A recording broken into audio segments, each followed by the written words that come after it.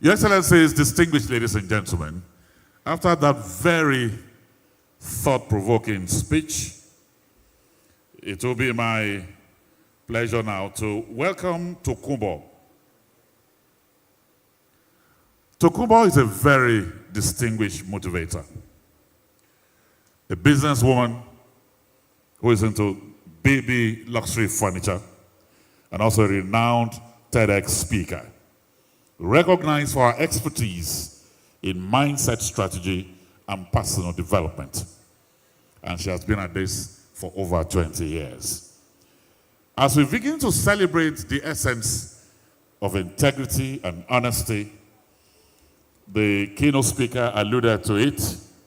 Awalu Salihu actually exemplified it by returning 15 million that was found in his keke in Kano State. Thank you. Awalu, please rise up. Let them clap for you. Wonderful young man, not married, driving his keke in Kano State. Somebody forgot 15 million and he returned it. Wonderful. And so that is the peg upon which Tokumbo will be addressing us as I welcome you to the stage. 5 minutes of reflections. 5 minutes. Toks is a distinguished businesswoman and the proud owner of a luxury baby furniture brand. Alongside her entrepreneurial pursuits, she is a renowned TEDx speaker and recognized for her expertise in mindset strategy and personal development.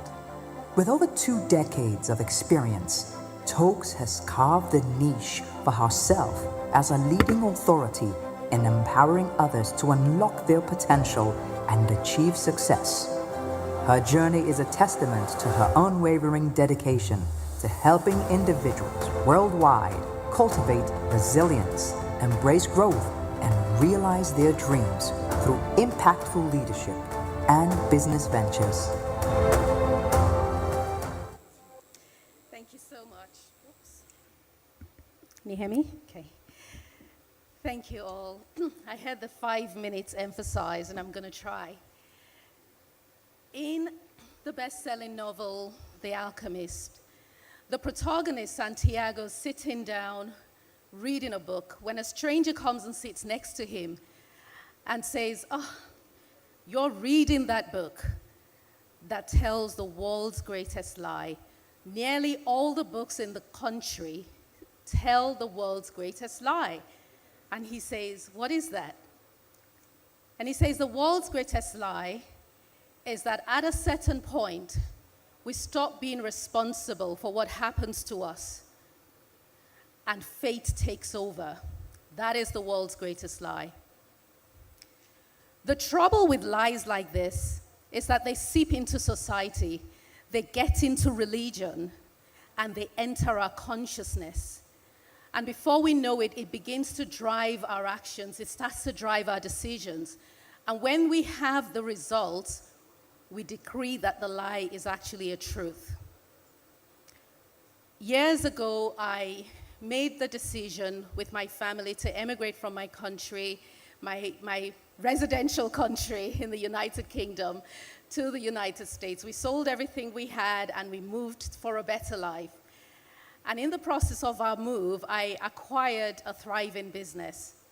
And life was absolutely perfect. We were happy. And then the recession came in 2008 and claimed everything we ever owned.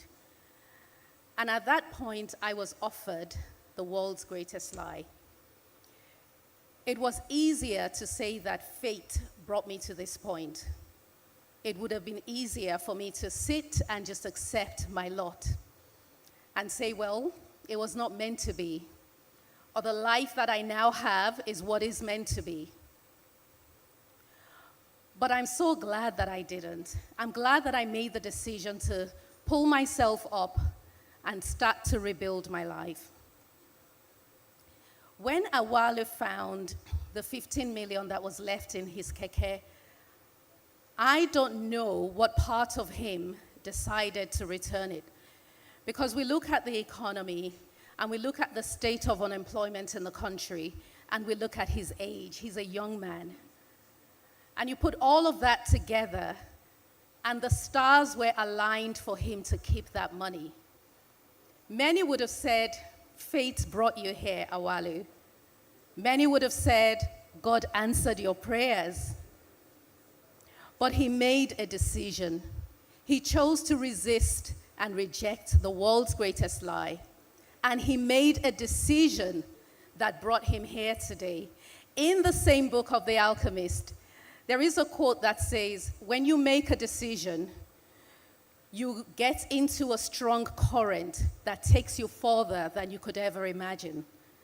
The day he decided to make that decision and return that money, Awala jumped into a strong current that brought him here today to the beautiful Transcorp Hilton.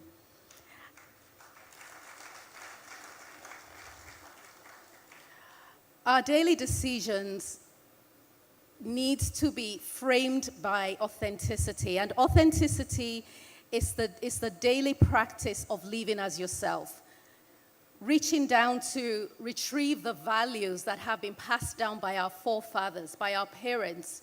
If you're lucky to have had parents like Awalu, who instilled integrity in him. But the thing is, authenticity requires courage. It's not an easy decision to make. Because the part of you that chooses to be authentic will one day have to answer questions from the part of you that would have chosen fate. You're going to have to stare yourself in the face when poverty is knocking on your door. When Awalu's mates are going to university and getting great jobs and making money and buying cars, and he might still be riding his keke, or he might have moved up a little bit, but not that much. That part is going to have conversations with the part of him that made the decision to be authentic. I pray that this conference, and especially after that brilliant keynote speech, would light a fire within all of us to stop living by fate and to start living by decisions. Thank you.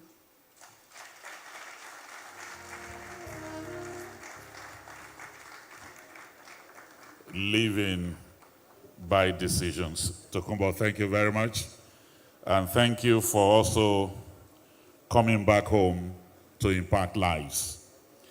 I'd like to welcome here His Excellency the Governor of Enugu State, represented by His Honorable Commissioner for Information and Communication, the broadcaster and MC himself, Aka Eze Aka. I welcome you, my brother.